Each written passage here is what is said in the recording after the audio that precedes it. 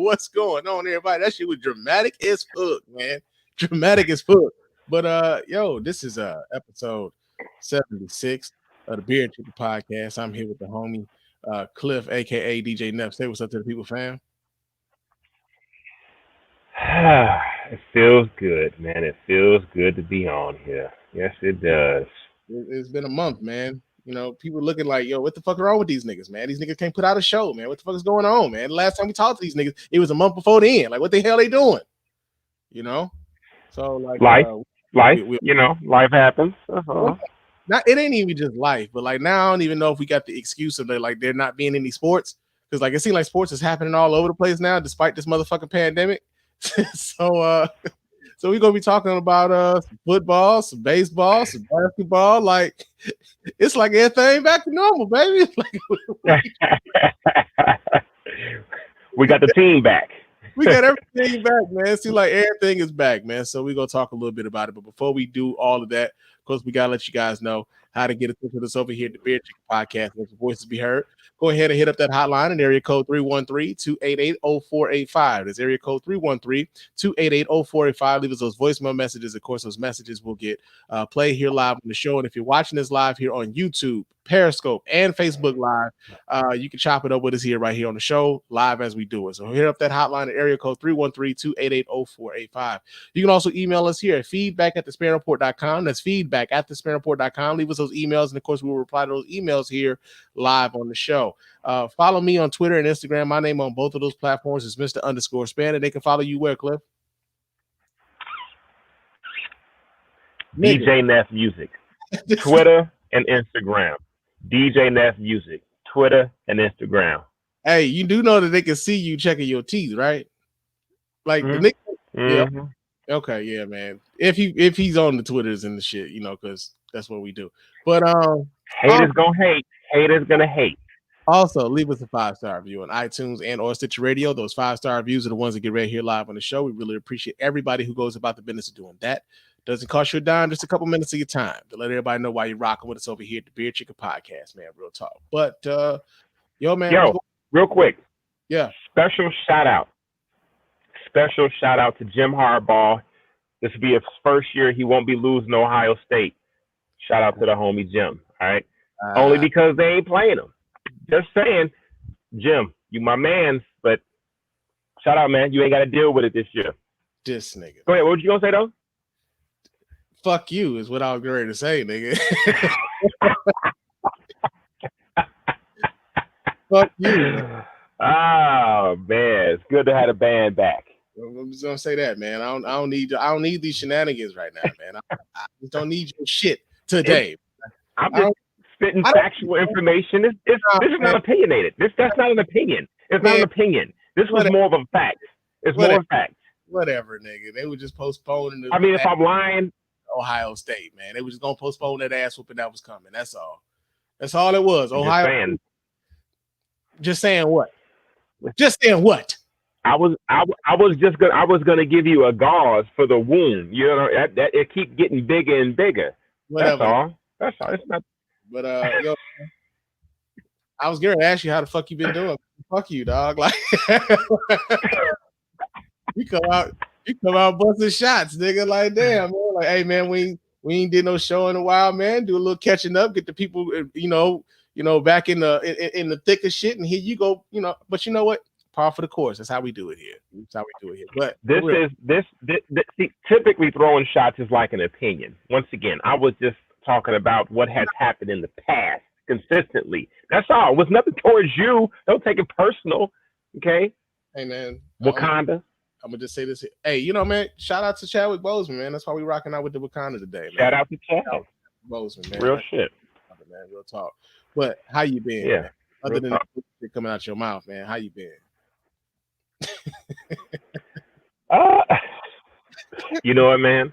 It is absolutely gorgeous outside right now, so I can't complain. And hey, man, you know, I ain't got nothing to complain about. So, how about you, man? Well, I'm sitting over here. I got like 3. I'm wondering if this is a good idea because I got 3 different brews here, right? So I I got the peanut butter porter that I was telling you about before, man. This shit here is delicious. Mm-hmm. This shit is delicious. So I was gonna swig on some of Does that. it actually taste like peanut butter? Yes, sir. Yes, sir. Tastes like peanut butter. So what brewery is it from? This is from Saugatuck Brewing Company. I've actually had their they got like a blueberry lemonade shandy that's pretty good too. And I was just admiring, man. I decided, like, let me see what this is about, because it says smooth and creamy on the can. And like, I had got what was that, an orange whip, which is supposed to be like a orange like milkshake sort of beer, but I didn't really get no creamy. Mm-hmm. I didn't get it like any creamy vibes from that one whatsoever. So I was kind of skeptical, but like, yo, man, this shit here, this is good. Nice. Well, I got my pure 100% filtered water. Oh, yeah, that's cool. Ain't get no beer.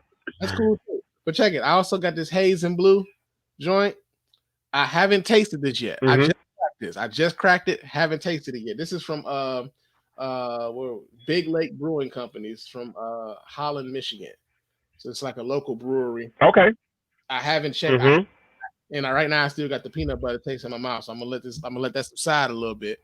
But then of course I got the tried and true, the Stella. Thing is, I'm just like, man, how are these gonna like coincide with one another as we do the show, man? Because I'm still tasting the peanut butter joint right now. It's been about a minute since I'm just going ahead and get some more. Well, more of an issue. You open all the beers. Like, you should have waited. What am I waiting for? I mean, shit, they gonna get swigged on as we do the show. What the fuck am I waiting on? Nobody wants to hear me cracking open beers while we on the mic, Cliff. Don't nobody want to hear that shit. Nobody want to hear that shit, man. It's bad for sound. It's bad. I would. You must like room temperature beer. You like room temperature beer, don't you? You look like you do. You think that taking the cap off or opening the beer is gonna keep it from being room temperature, motherfucker? Like, if it's gonna be room temperature, I would keep it in the fridge. Nah, man, they gonna get drunk while we do the show, bro. I ain't gonna keep getting up to go to the fridge to go get another brew, man. That just ain't always gonna happen. But we got some sports shit to talk about, man. We got a lot of sports shit to talk about. And I'm gonna let you kick off, man. What you got for us this week? Let's do it, man. Here, I got a couple of things before we get into the big stuff. One of my guys asked me yesterday, since Tom Brady is at Tampa, am I still going to root for New England? Well, the answer to that question is yes and yes. First of all, I know we spoke about this. Funny enough that we could even say this for the past few years on the show. I love Cam Newton. I am a Cam Newton fan. You are a Panthers fan. Well, now Cam Newton is on New England. Will you root? Don't even answer the question. But yes, I am rooting for Tom Brady, and I'm rooting for Cam. So yes, I'm rooting for both teams. But he just texted me. So at the end of the day, I am still rooting for Tom Brady. I love Cam, so I'm rooting for the Patriots. I hope Cam Newton goes over there and destroys them. ESPN.com, it says Cam Newton calls his fit with Patriots a match made in heaven. My man. It starts to say quarterback Cam Newton called his fit with New England Patriots a match made in heaven as he prepares to lead the team in its opener with Miami. Honestly, it's been overwhelming times that I have just been able to grasp it from a whole totally different standpoint. And he says, I was in Carolina and had given everything to the organization I possibly could. I will always have a place in my heart for Carolina, but as a professional, you go where you're summoned to go and what's best for you in your career. Just as it would be the best fit for the organization, I've been loving myself and loving this opportunity I've had coming into this position. Bill Belichick told players that Newton would be the team's starting quarterback. Newton's also voted one of the 8 captains by players and coaches. Before signing with the Patriots on July 8th, Newton acknowledged that he didn't know what to expect when it came to how he fit into New England. This goes deeper and deeper and deeper about a whole bunch of other stuff about how Cam feels about New England, how he looks at Tom Brady and Bill Belichick and everything that they've done in the past 20 years, which is crazy to say. So my take, and I've always said this, that Cam Newton to me is one of the best quarterbacks in the league, just was with the wrong organization, period. He got the MVP in 2015, took them all the way. They lost, had some situations with injuries, etc. I think right now, and of course, people always say Brady was only good because he was in the system. Well, Bill Belichick is the best coach of all time. All right. So now Cam is within that bubble. And if you ask me, I think Cam Newton is about to slam jam. Thank you, ma'am. All right, and get what's due coming his way. All right. I know you hate the Patriots and all that other stuff, but my question to you is, do you think Cam is just gonna continue washing dishes, or do you think he's going to excel? The fact that he's under Bill Belichick's radar now. All right, so I'm gonna just go on. I'm gonna just go out here and say this. I'm a Cam Newton fan. I am. I hope Cam Newton plays well. I really do. I believe that the reason why Cam Newton wasn't playing well was because Cam Newton was dealing with injuries. Bottom line, Cam Newton just period. Bottom line, that was the reason why Cam Newton had, like, you saw the production drop in his level of play. I believe that Cam Newton is going to play well this season. I know they're being coy about who's going to be the starting quarterback for the New England Patriots this year. I don't know why they're being coy about it. They named him. They named him? They already named him. Okay. Mm-hmm. They named him the captain, and like when they came out naming him the captain, people assumed that like Cam Newton was going to be captain. Starting quarterback, and I know Bill Belichick came out to like kind of shut that down earlier in the week because of the captain announcements or whatever. But he was saying like he hadn't made any decisions as to who was going to be the starters for anything. But be that as it may, I want Cam to do well. I don't want the Patriots to do well though. I just do, man. It's like it's fucked up, man. Like, it's fucked up. It's just like, and I'm gonna tell you the reason why. I'm gonna tell you, this is my thing, man. It's like you can have favorite players, and then they can go to a team that you do not fucking like. And like, I'm just not one of those guys who's like, well, I guess I got to root for these motherfuckers now, because I'm not gonna do it. I'm just gonna be like, damn, man, he went to the wrong fucking team. Same thing. So let me ask you a question. If Michael Jordan would have went to the Pistons, would you have rooted for him? I'd have been sick. Ain't no way in hell you gonna get I'd have been sick, dog. It couldn't happen. You remember how them young boys, like, they was burning their LeBron jerseys, man? I don't know if I'd ever bought another Jordan retro again, man. I think I'd have got rid of all of that shit if you went to the Pistons, bro. Like, I always thought it was weird to like see Pistons players rock. That's just how deep it goes with me, man. I just like this. I couldn't do it, man. It's a mental block, bro. It's a mental block. This is like if Frank Thomas went to go play for the Cubs. Like, man, what the fuck is wrong with him? Like, why would he do that? First of all, I like Frank. Frank was like the best player y'all ever had. The hurt was period. Ever. Oh man, that's it.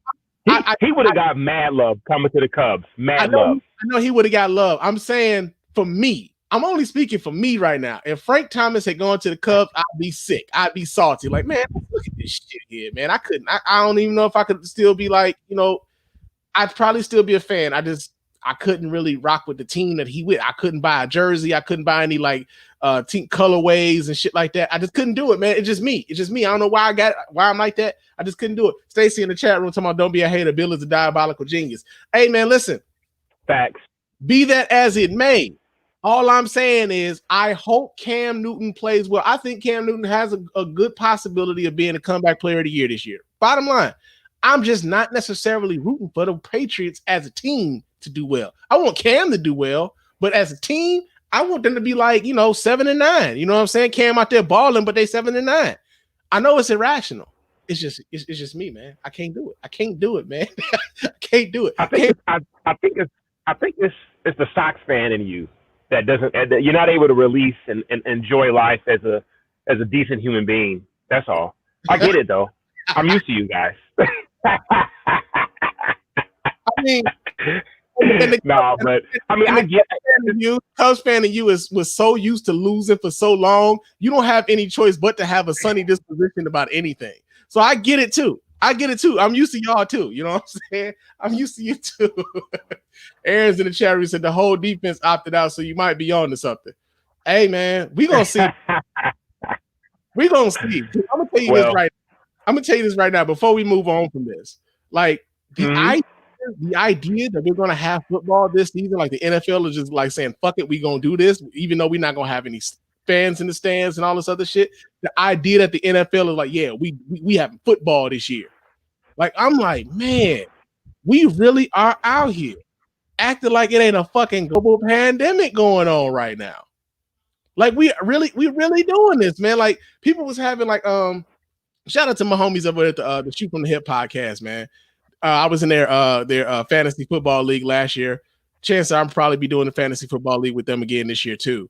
But yo, man, when I seen the email about the fantasy football draft, this shit, I'm like, wait, we really doing this? Like this is a thing. Like we really are going to go with the fantasy football. We do like the whole thing. Like the ball is continuing to roll. Like there isn't a pandemic going on. That's crazy to me. The fact that we having football this year is crazy to me. The fact that like there are parents of like the Big Ten parents and shit who are pissed off that the Big Ten decided they were going to postpone the season this year is crazy to me. Like all of this shit, real talk, just like are people not? Are people just not taking heed to what's happening around us? I know we want to get back to some level of normalcy and shit and get back to how the things used to be, but come on, man! Like, come on. I'm just kind of flabbergasted by the whole thing. What do you think?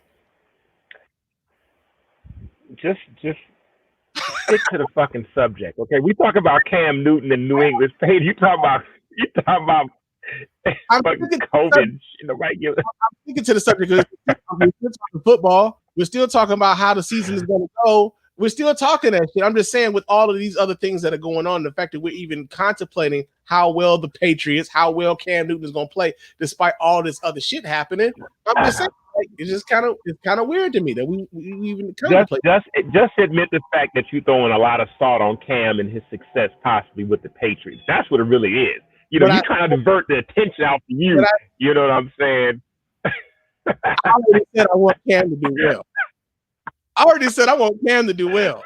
He just fucked the Patriots. You know what I'm saying? Hey, Cam, dude, I love the game. I want him to have a great season. But fuck the Patriots, bro. This is what it is. I'm gonna tell you what year it was when I officially said fuck the Patriots, man. You wanna know when it was? When the Patriots and the Panthers played in the Super Bowl. And I swear to God, man, no, there wasn't no spanking, nigga. They cheated like a motherfucker. Got whatever. To lose that Super Bowl, B. I'm like, man, this some bullshit, bro. And ever since then, I ain't had no love for the motherfucking Patriots, bro. Tom was like, give me some baby powder. Give me some baby powder. Whatever, nigga.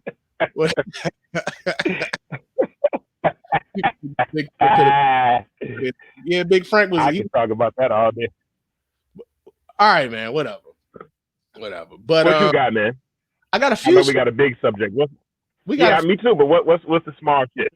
So first things first, man. I just kind of want to talk about the NBA bubble, man. I want to admit your man Spann was wrong. Yeah, man. Was that sound supposed to be surprising that you were incorrect about some shit? I mean, am I supposed to be like, oh my God, you were wrong? I was wrong about some shit, man. I mean, real talk. Been talking shit. That's how the NBA is treating your boy Spann right now, man. Because, like, yo, what was you wrong about? I was wrong about the fact that I didn't think the NBA should have even attempted to try to bring the NBA back this season. I was wrong in that. Like, why? The reason why was because of like the risk that was associated with the coronavirus. Again, like I was talking about with the football season, like the fact that we're even contemplating having a football season at all this year with the NFL, and the fact that there's so many people who are adamantly upset about like college football conferences deciding that they're not going to play or postponing the season for a little bit maybe thinking about doing it in the springtime. Like when the NBA was talking about doing the bubble and making guys go to the bubble, and like, you know, certain teams weren't going to even be invited to the bubble, rightfully so, because they weren't playing for nothing. But the idea that they were like, you know, yo, we're going to have all the guys come down to Orlando. We're going to coordinate everything off. We're going to test them every day. We're going to do this, that, and the other. I really just felt like at the beginning of this that they shouldn't have even attempted this. I was just like, yo, man, the risks are too high. There's so much about this virus that we don't know about at the time. And so the fact that they've been able to not only play so many of these games, and the fact that they've been, you know, able to play these games and not have any positive coronavirus case in the bubble, man, I'm impressed by that. Like, especially considering this is one of the sports that we thought, at least I know I did, when we were talking about this prior to, that like, yo, if they were going to have a sport that couldn't, you know, necessarily be played, it was basketball, because there is no such thing as social distancing in basketball. You're always up on somebody in basketball. And then to juxtapose that with how we thought that baseball would be a sport that you could play, because they're really, you know, the guys aren't really all that close together much. You know, there's not a whole lot of physical contact in baseball. And to see that there were so many cases of coronavirus pop up in baseball to the point where, like, the Miami, I believe the Miami Marlins, like they had games postponed and stuff like that because of it. Like, yeah, man, I'm just saying, like, I was wrong. Like, yo, the NBA has shown that, like, it's possible that not only could you play these games, but given the proper parameters, that you could play these games well and present a pretty good product. Because, you know, even though they're all playing on the same court and they having like the digitally altered home court advantage with the fans like on the screens in the back, and like, you know, they're digitally imposing the team's logos and stuff like that on the court, and the artificial fan noise and stuff. Like, truthfully speaking, it's not much different than watching the games prior to COVID-19, to me anyway. How do you feel about it? Because I see you turning your face up. How do you feel about it, though? It's definitely different. What do you mean? You need to quit drinking. That's what you need to do. I don't feel like the actual product on the floor is different, Cliff. Not at all. I feel like the games are being played as well as they have had they not been like quarantined off. I still think it's different. There's definitely a different energy when you go and play at someone else's home court. Being the fact that everybody's playing on the same court, there's like a level of equilibrium.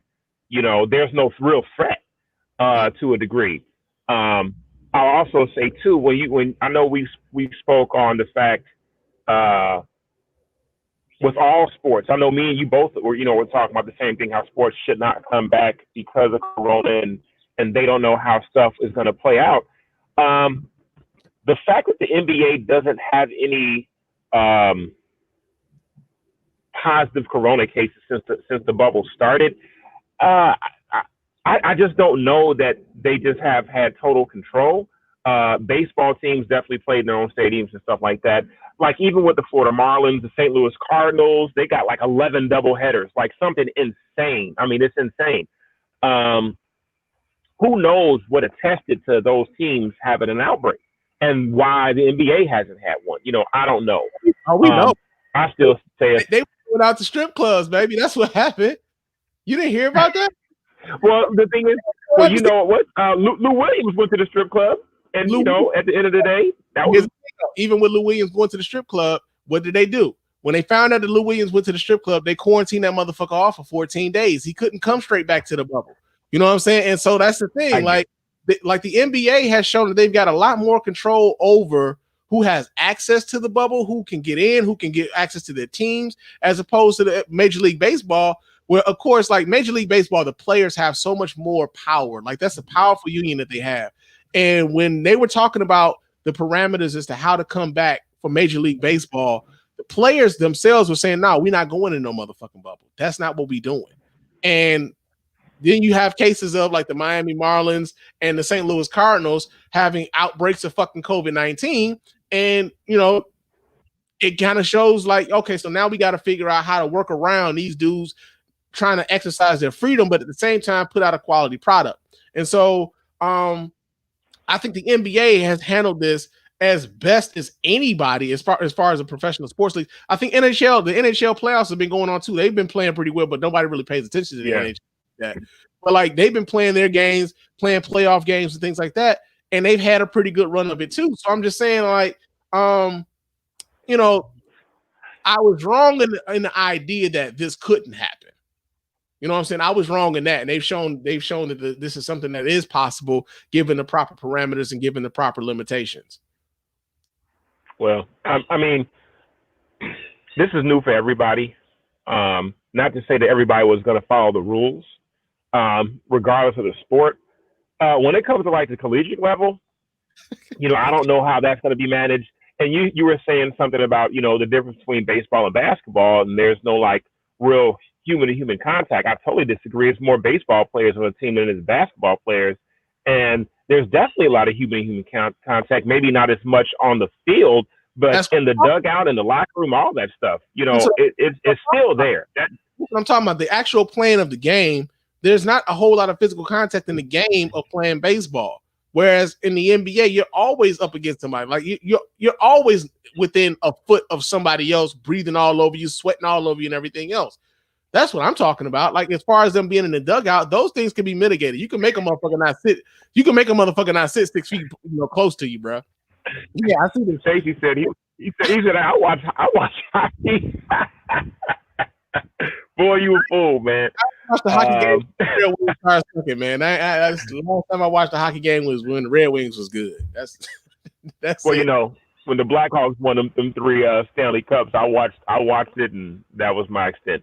But no, I really hope that whatever they're doing that's working with basketball, with whatever they're doing in baseball now, and prayerfully whatever happens in the NFL when they apply, these protocols to the colleges. These are young men who are definitely, wilding out there. So I hope they can follow the same guidelines, man, and hopefully everybody stays safe. So I had one good one talking about football. My man, 100 grand, Adrian Peterson. The fact that the dude is still playing football, big shout out. Just got picked up by who? None of the other but your people, the Lions. It says Adrian Peterson is signed with the Detroit Lions. You should be excited because y'all trash, all right? So I'm actually giving you some love right now. Trash love. But it says Peterson is signed a 1 year worth $1 million. You scroll down. It says the move reunites Peterson with his former offensive coordinator from Minnesota Vikings, Darrell Bevell, and adds an already crowded Lions backfield that includes Johnson, last year's starter, and 2020 second-round pick DeAndre Swift. They give me an opportunity to play. Peterson, who's 35. I know Coach Bevell from my days in Minnesota. Ultimately, I feel comfortable going there and helping them get better. Peterson's move to Detroit comes days after Washington released him in favor of younger running backs. Now Peterson enters a room where 4 backs are much younger than him. After his release, Peterson told ESPN's John King that he was surprised by Washington's decision and without a doubt wanted to continue playing.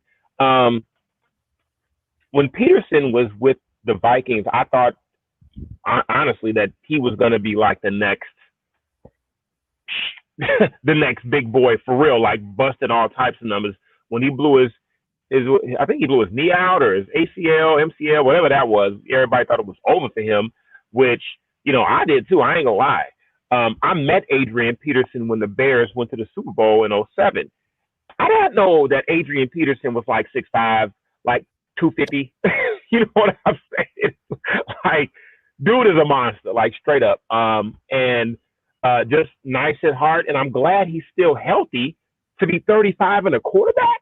Yo, big up to my man Adrian. I think if he still got gas in the tank, he can definitely make some type of difference, especially on the Lions.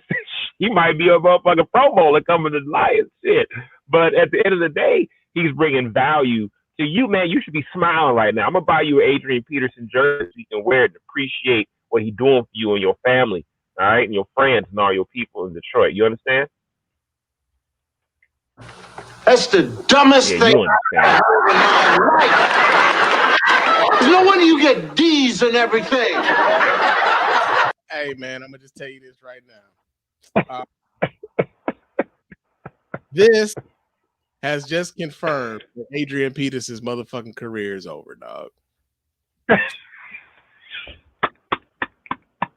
The Lions signing Adrian Peterson has confirmed that dude ain't got shit left, man. He ain't got shit left.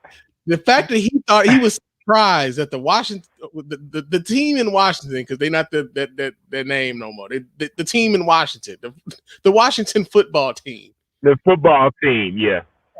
So the fact that the Washington football team dropped him, surprisingly to him, right? Like, he's a 35-year-old running back, G. Like, he ain't got no more, man. I feel like the fact that the Lions went out and got him, this is like what it means to be like a Lions fan. That like we get these names, but we get these names when they ain't got shit left in the tank. And so, like the fact that when you sent me this link, I was like, wait, what? Like, I'm like, wait, what? They did what? The Lions signed Adrian Peterson? I didn't believe it. Like, at first I hadn't heard of it. I was like, wait, when this happened? So then I started reading the article and shit. I'm like, I'll be goddamn. They didn't really went out here and signed this motherfucker, man, for a 1-year deal, which means they don't really have like a commitment to him or whatever. They try to figure out who they can get rid of to make room for Adrian Peterson.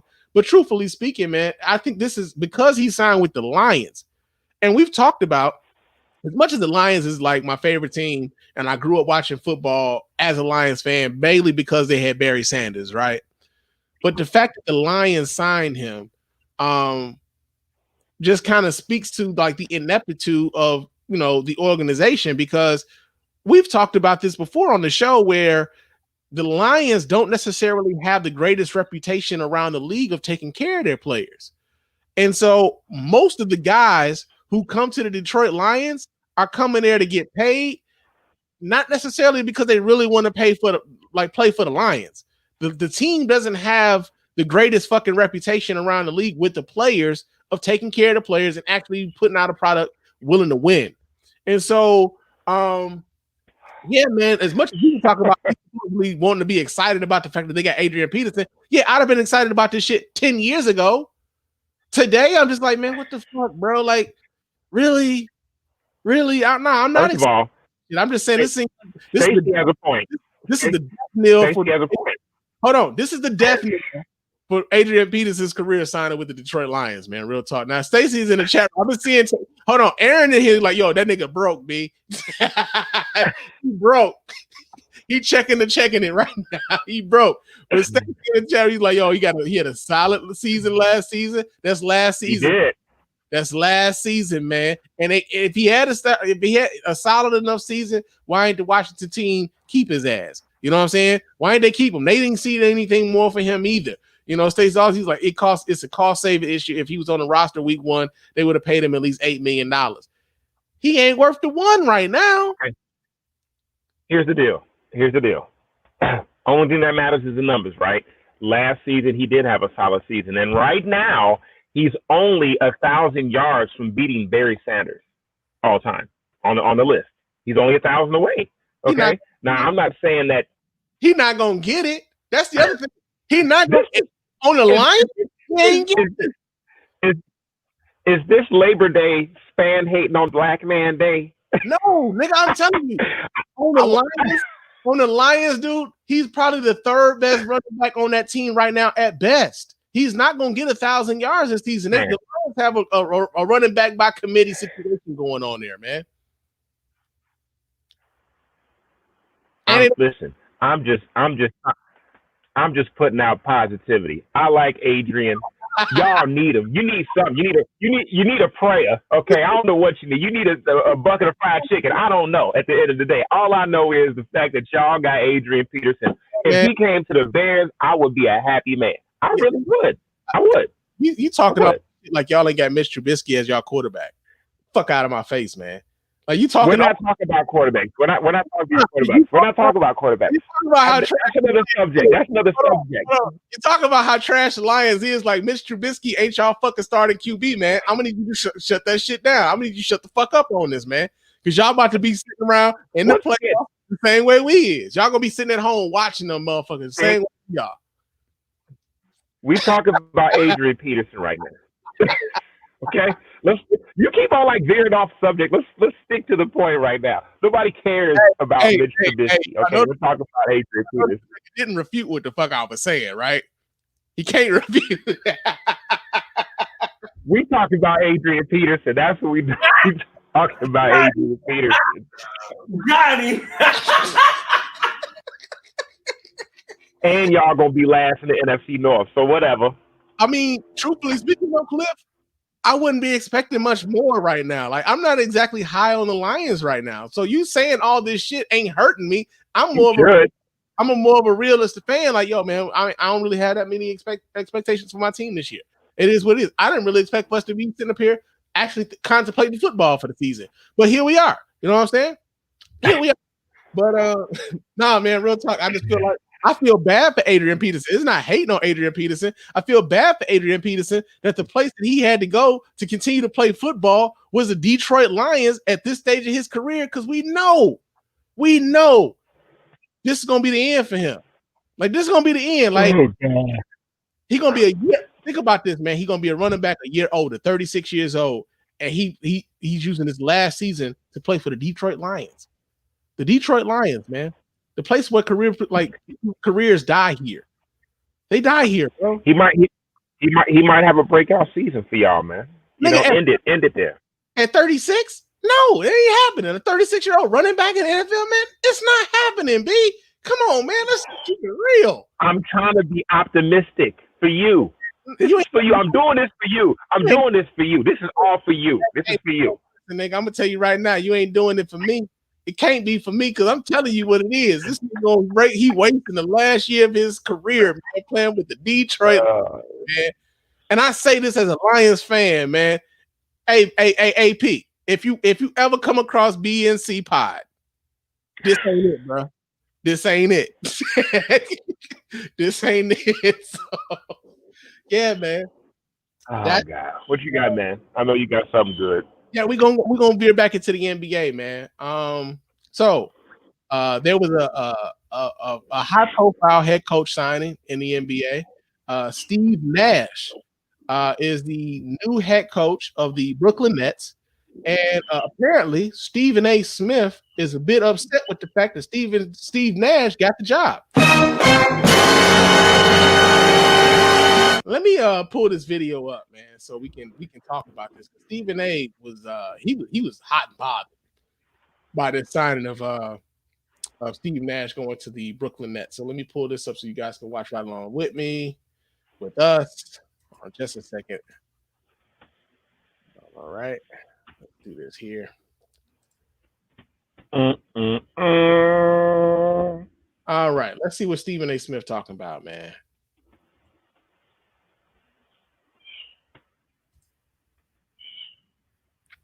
The Nets have hired a new head coach, and it's Hall of Fame point guard Steve Nash. Adrian Wojnarowski reporting this news. It's a 4-year deal for Nash. Interim coach Jacques Vaughn will stay on as an assistant. Here's part of GM Sean Marks' statement, and quote, "And Steve, we see a leader, communicator, and mentor who will garner the respect of our players." Stephen A., talk to me.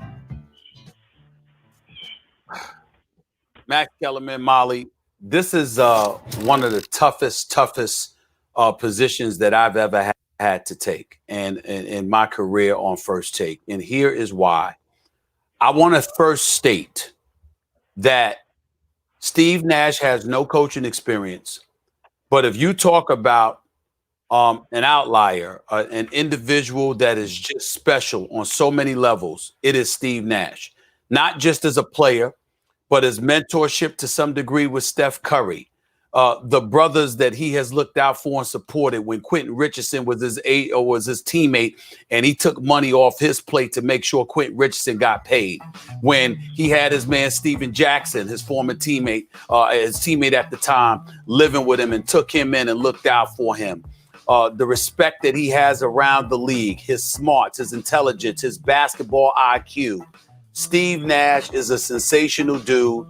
And if anybody deserves this opportunity, absent the experience that obviously he has as a coach, it is him. It happened for Steve Kerr, who had never coached on any level before, but he took over Golden State, and look at the job that he's done. Steve Nash is widely respected and loved by a whole bunch of people in the NBA, black, white, and beyond. Congratulations to him. He deserves it. I get it. But this ain't about him, what I'm about to say. Ladies and gentlemen, there's no way around this. This is white privilege. This does not happen for a black man. No experience whatsoever on any level as a coach, and you get the Brooklyn Nets job. I know that Kyrie and KD have both signed off on this. I know they both support this move. But I'm thinking about a champion that is Ty Lue, passed up. I'm thinking about a guy who built the foundation for the Golden State Warriors in Mark Jackson, passed up. I'm thinking about the years that Sam Cassell has served as an assistant, first in the nation's capital in D.C., and now with the Los Angeles Clippers, passed up. And it's for a guy, my God, one of the best guys you could possibly meet in your life, and may do a fantastic job, but a guy that has no experience whatsoever.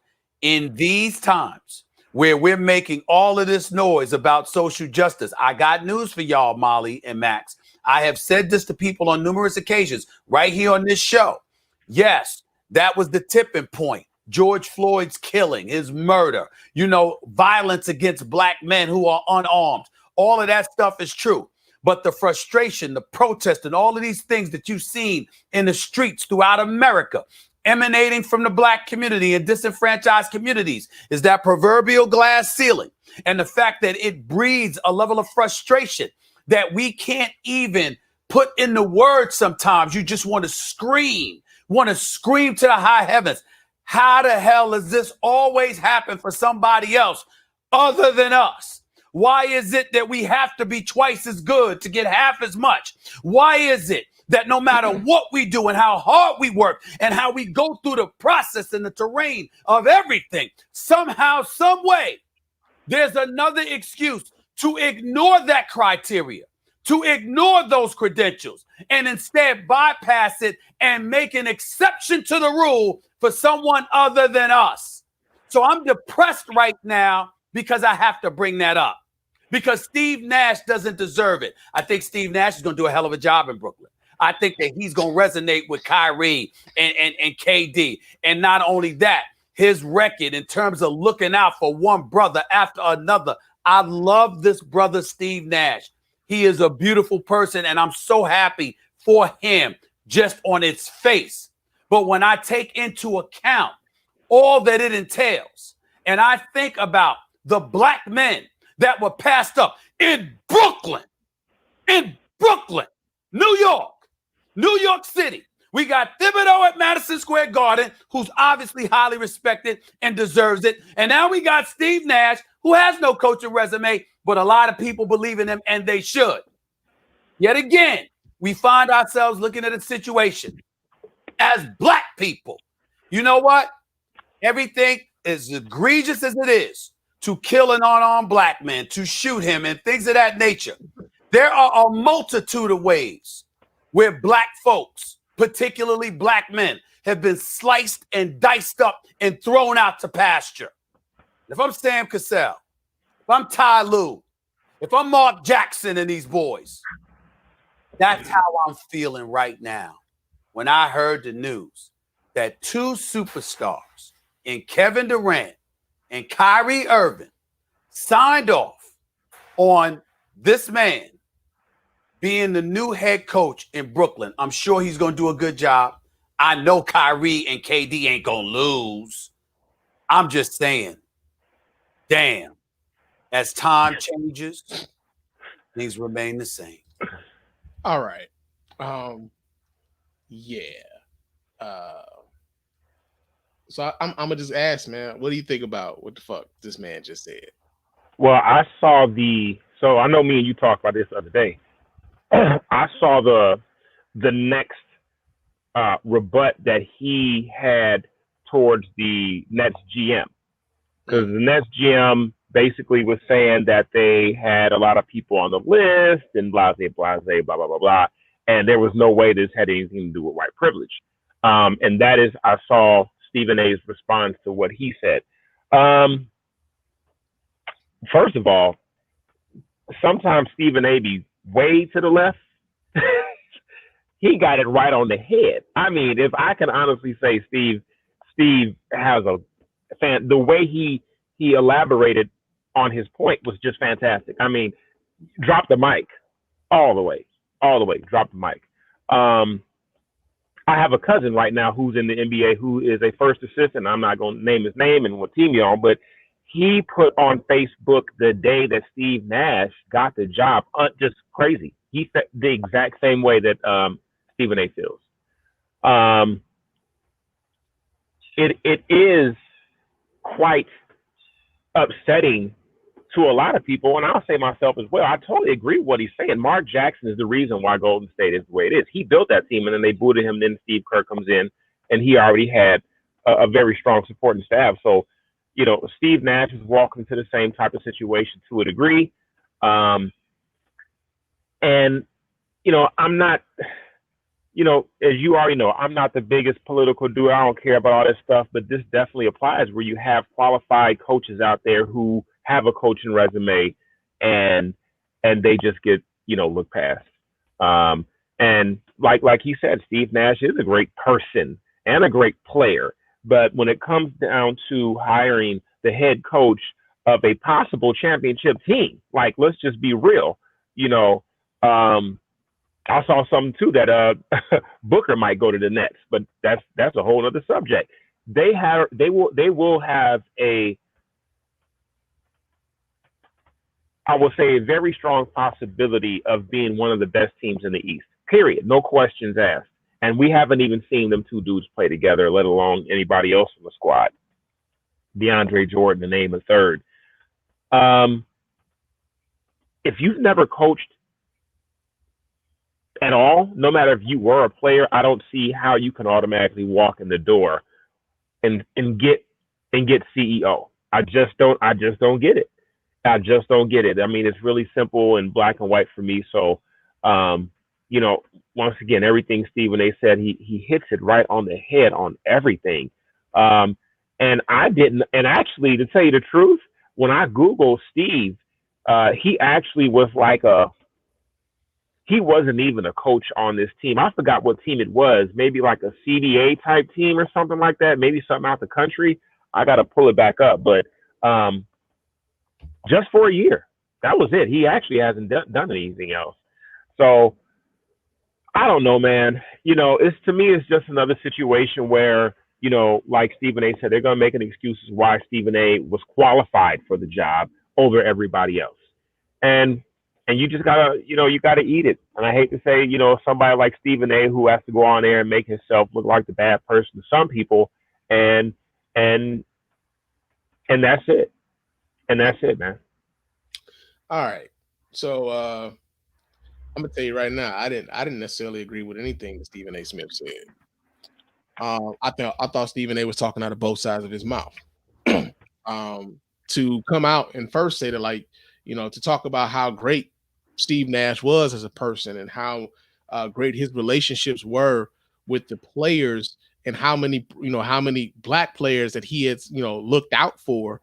I thought that that kind of undercut his argument about whether or not Steve Nash deserved this job, because obviously Steve Nash had cultivated relationships amongst players in the league that would make a Kyrie Irving and a Kevin Durant open to the idea of Steve Nash getting a job with them to be the head coach. So I thought that was interesting that he would even open that up with like how great Steve Nash was as a person, right?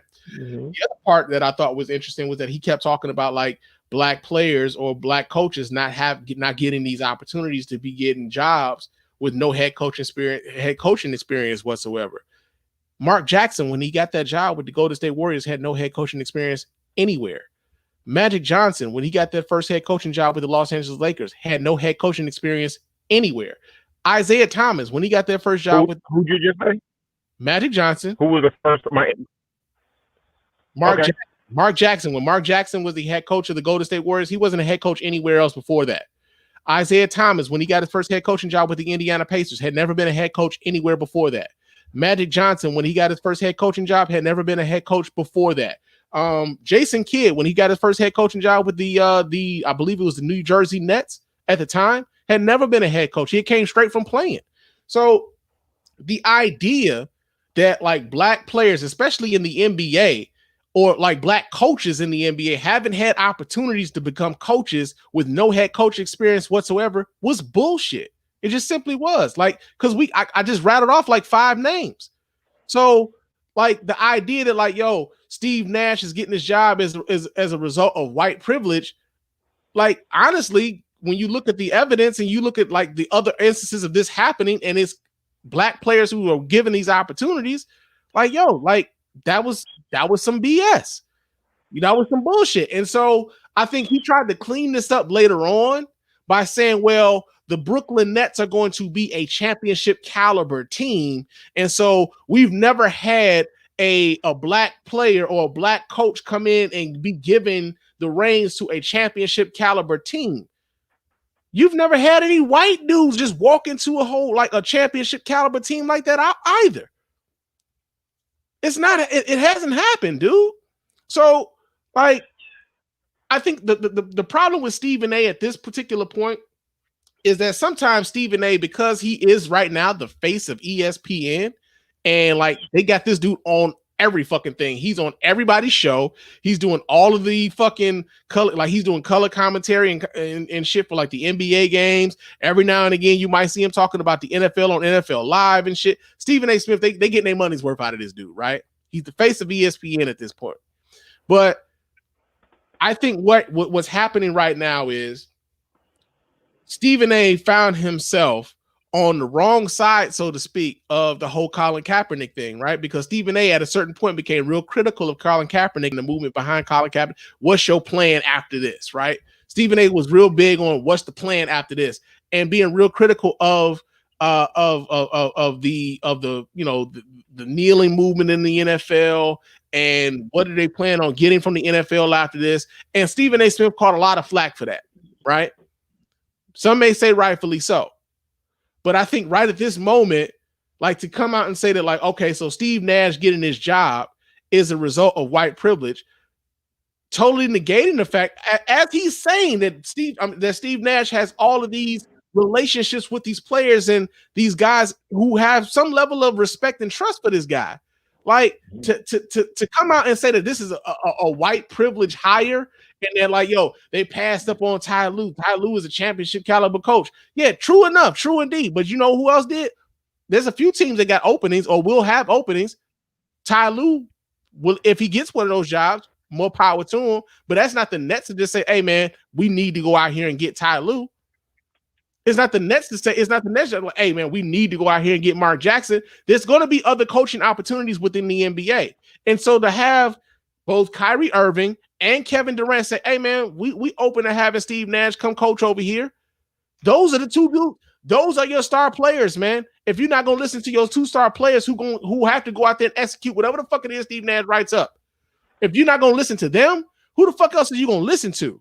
And so to me personally, I kind of believe, man, like this is somewhat of Steve. I'm sorry, not Steve Nash, but Stephen A. Smith trying to come back a little bit on some of that criticism that he was giving on the whole thing with Colin Kaepernick to try to level some of that shit off, because he was dead wrong in that.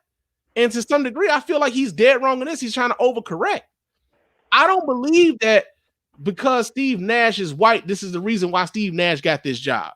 I believe that because Steve Nash has relationships with a lot of NBA players, and also because Steve Nash was a great NBA point guard, is the reason why Steve Nash was considered for this job. And to reduce this to like, yo, it's because Steve Nash is white, truthfully, I think it's bullshit, bro. I do. I think it was bullshit for him to do that. I don't think there was any conflicting nature with him talking about Steve Nash as a person versus if he's qualified to be a coach.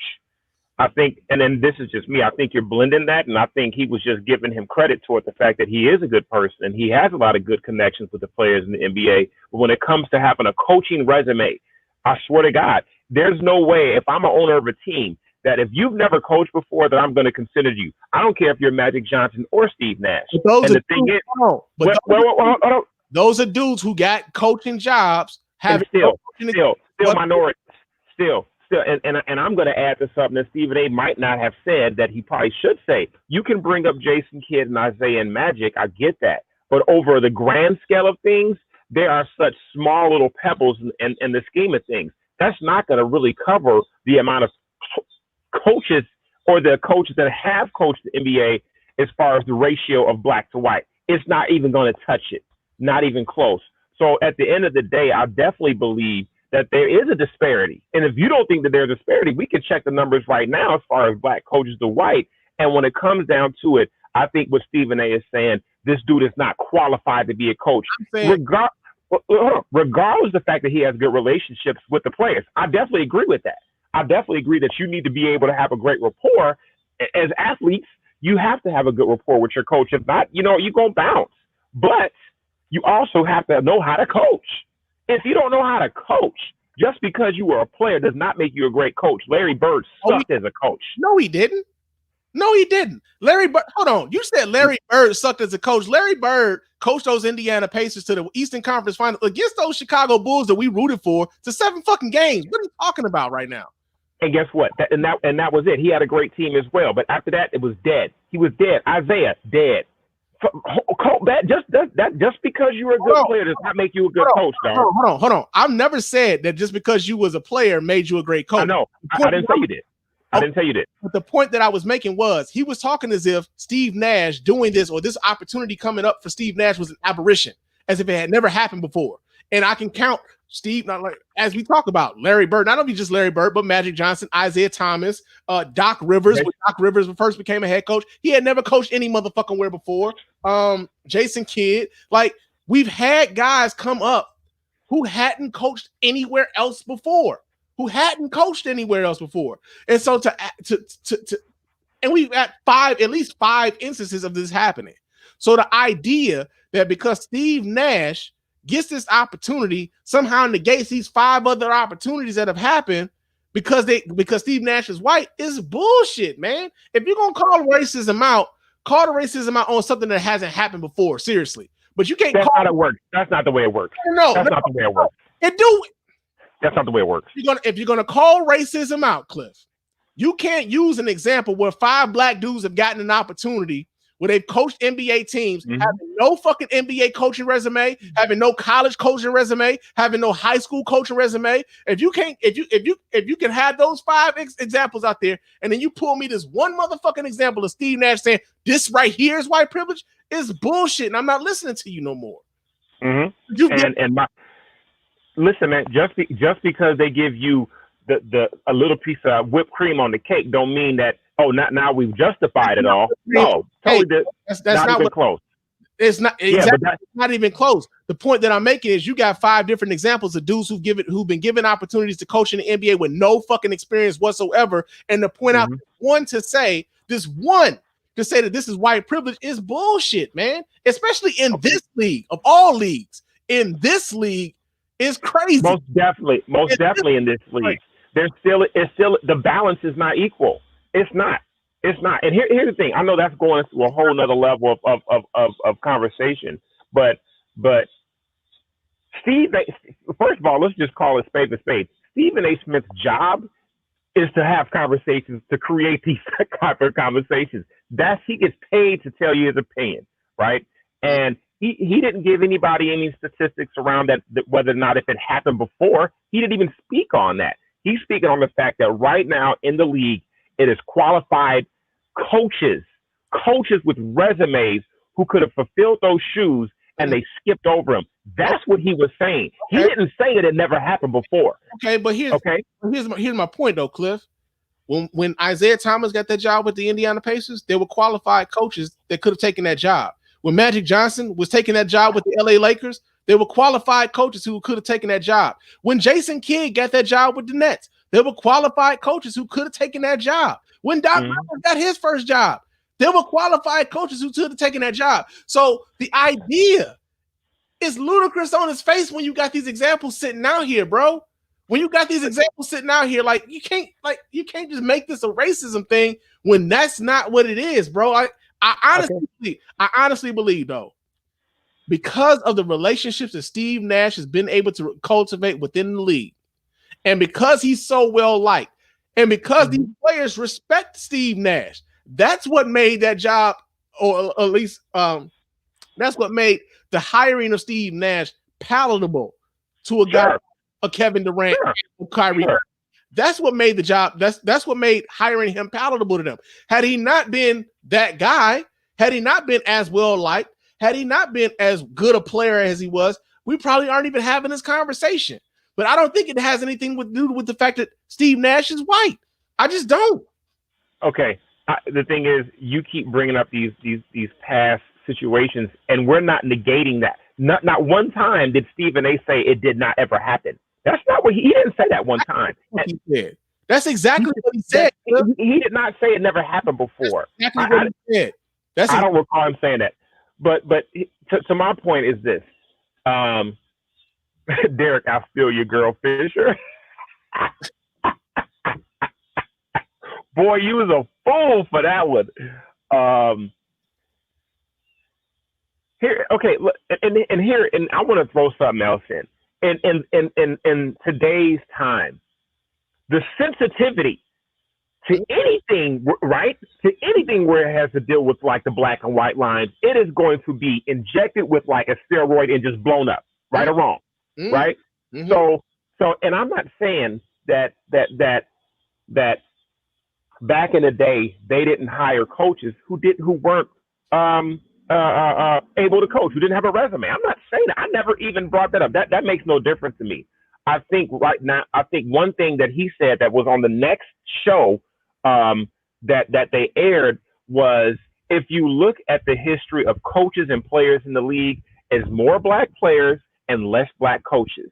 And his thing is, there should be some balance there. Okay. There should be some balance. And at the end of the day, it's not.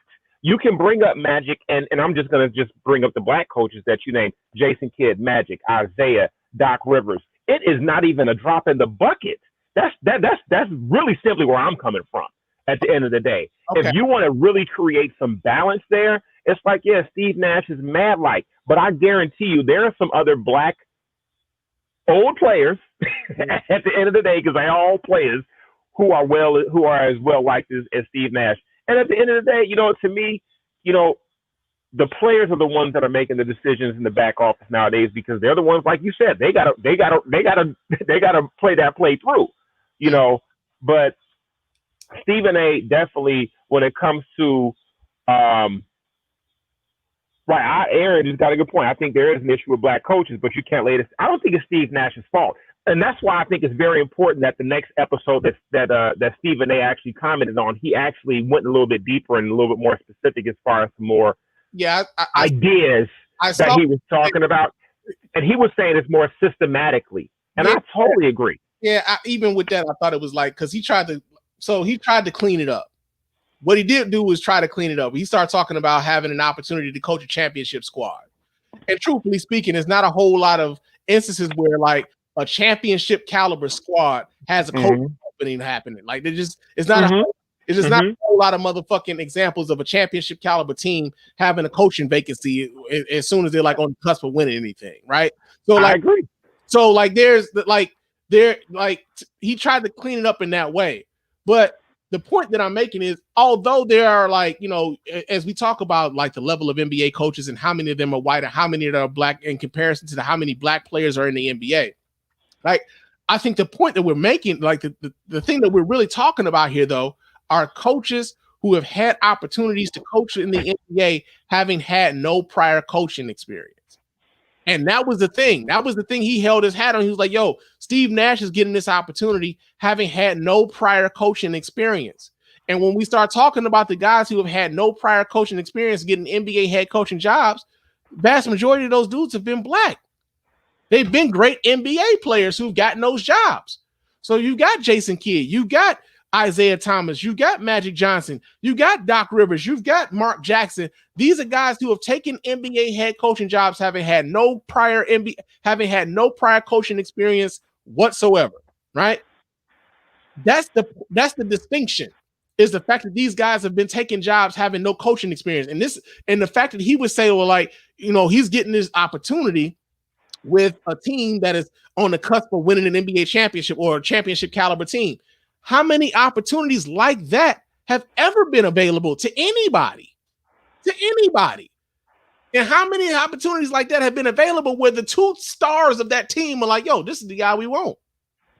So to make this about white privilege is like, yo, man, like you kind of like reduce this to something that it really didn't have to go to.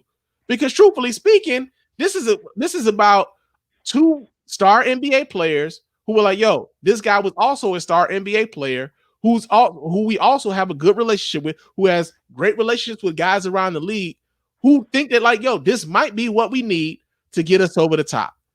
Right? I don't know. I don't think this has anything to do with the fact that Steve Nash is white, especially when you got even Stephen A. Smith conceding that this doesn't have anything to do with Steve Nash.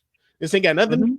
Like he's conceding all of this. So like to even bring this shit up, it's like, hey man, which way do you want it? You have he just because he's not discrediting Steve Nash. He's not discrediting him as a person. He's not even saying it's Steve Nash's fault. He's saying it's the system. That's what he's saying.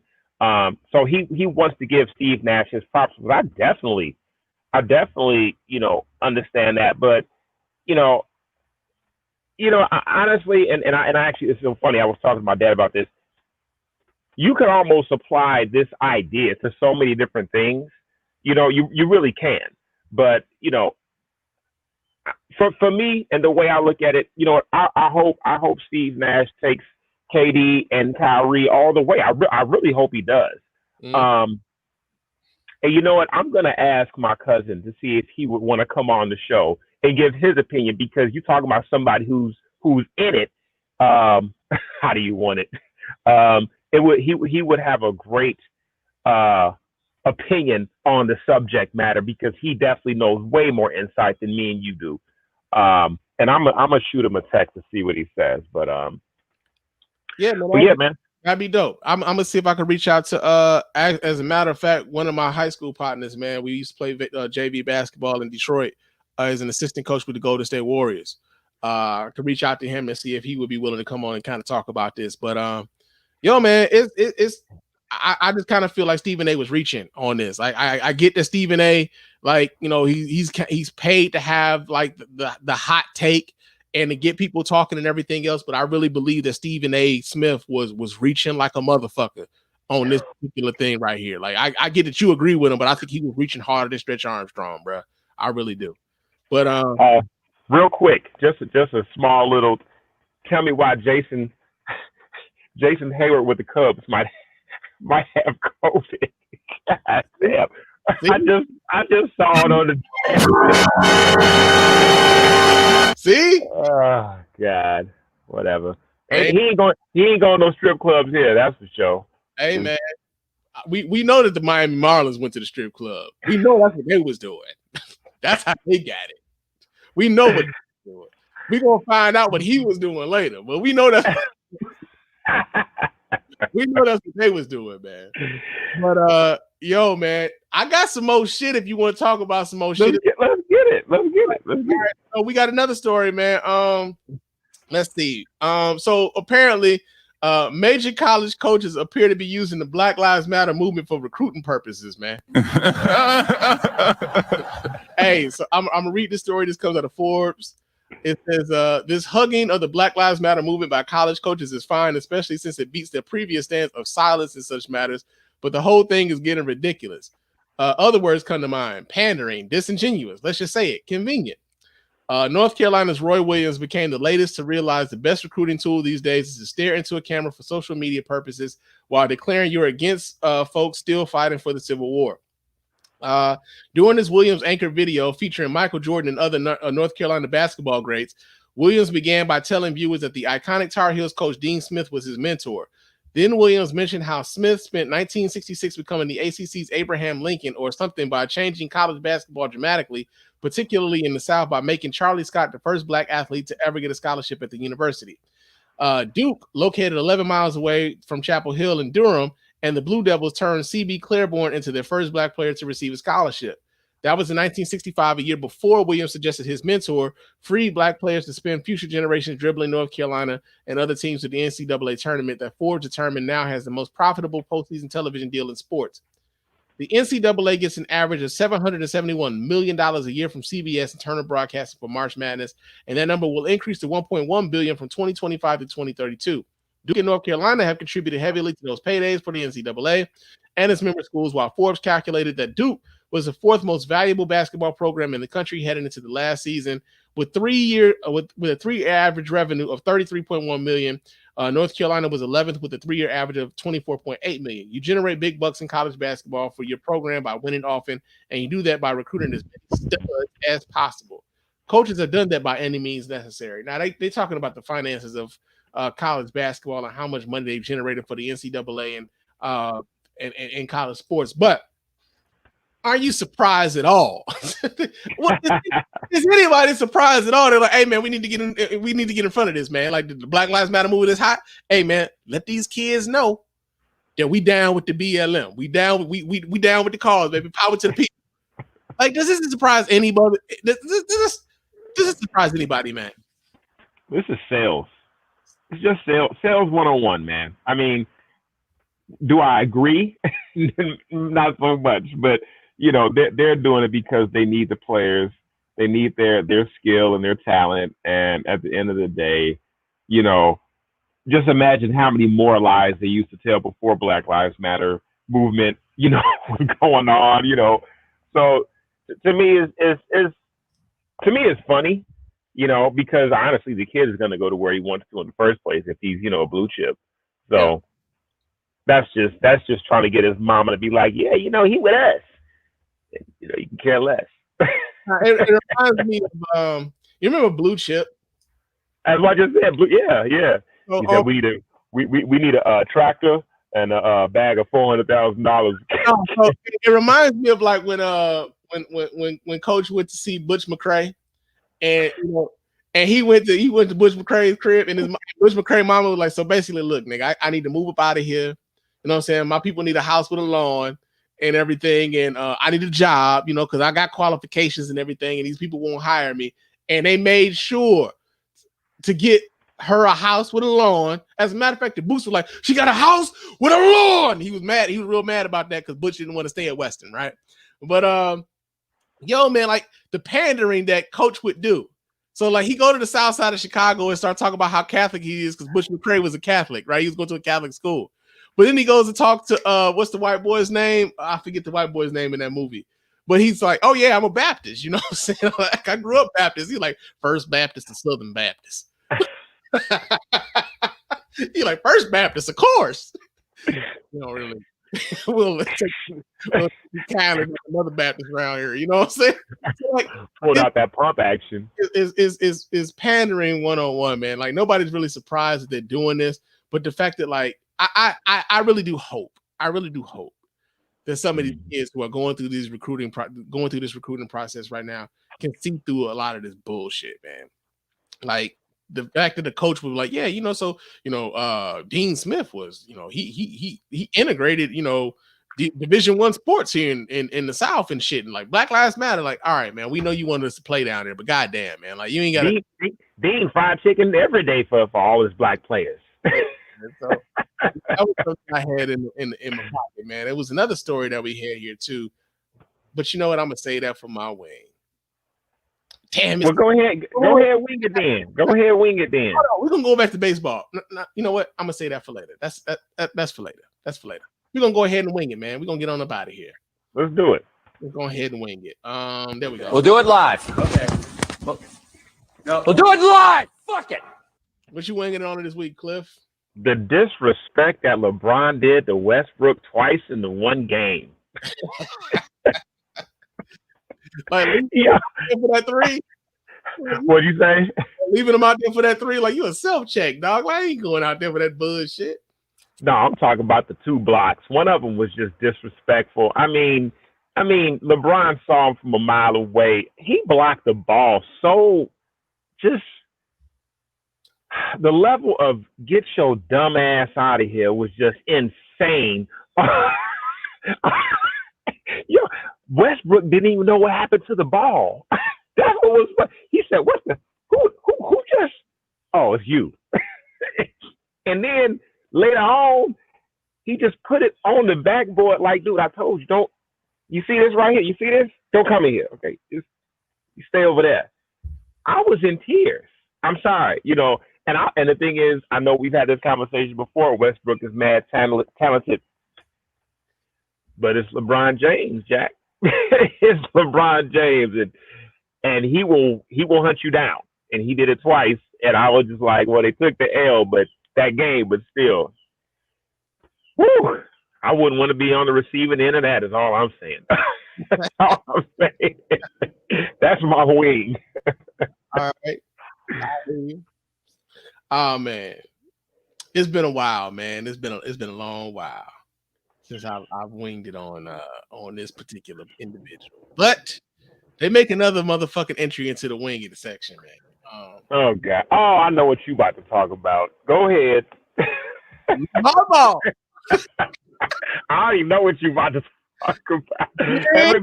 Everybody who's watching, get your cocktail. Yeah. You know, light a candle. Nigga. So apparently, I'm relaxing. Big Baller Brand couldn't keep the mellow ball into the motherfucking fold, man. Well, that'll be a monkey's bare-assed uncle. Yeah, man. We get this story here out of USA Today. LaMelo Ball pulled off a surprising move last week by leaving the Big Baller Brand to join Puma. Fucking Puma, yo. As one of the top sneaker free agents on the market, Ball likely commanded an impressive figure in inking his deal with Puma. But given both how little buzz there was about Ball taking offers from brands and his connection with Big Baller Brand, the news was entirely unexpected. LeVar Ball, the outspoken founder of BBB and the father of the Ball Boys, had been stubborn in his approach to working with other brands, memorably putting the starting price for a family shoe deal at $1 billion. Not million, billion with a B. LeVar Ball joined Complex full-size run to talk a host of things, including his thoughts on LaMelo joining Puma. There's not a thing where I'm like, hey, man, don't sign with Puma. Don't do this. I'm just letting y'all know I'm here for y'all. So when this thing don't go the way you want it, your MB1 stuff is still over here for y'all. G3 is still over here. ZO2 stuff is still over here. Yeah, it's still over there because ain't nobody buying that shit. I'm still over here with the Big Baller Brand because we're a family brand. There are representations that me and my wife had for our boys, and that's always going to be that. And it's not a big deal with you doing other things. It's okay, but you're always going to be affiliated with Big Baller Brand no matter what. I'm gonna tell you this right now, man. I'm excited for these kids, man. I'm excited for LaMelo. I'm excited for Lonzo and the other brother that didn't make it. I'm excited for them only because, like, this has been my biggest beef with them from the beginning. Like, Pops, ain't nobody coming here to see you, bruh. You ain't got to go out there and play ball and them in that shit, man. Like, ain't nobody coming to see you. Like, and so the Big Baller Brand was LeVar Ball's attempt to be out in the spotlight based on the back of his kids producing out on the floor. And so the fact that LaMelo was exerting his motherfucking independence, the fact that Lonzo for a minute now has exerted his independence away from that, I'm happy for them, man. Because for a long time, they daddy was trying to be the motherfucking star of this shit, and they daddy wasn't out there going out and performing. They daddy didn't have to go out there and be on these floors doing it. They was getting targeted because of shit they daddy said, yo. Like, can you imagine that? Like, hey man, I want to bust your ass because your daddy been talking so much shit. Like, yo, man, Big Baller Brand. For any of y'all who ever paid, like, but for those of you who have spent like $400 or $500 on some CO2, I feel sorry for you. A fool and their money shall surely part.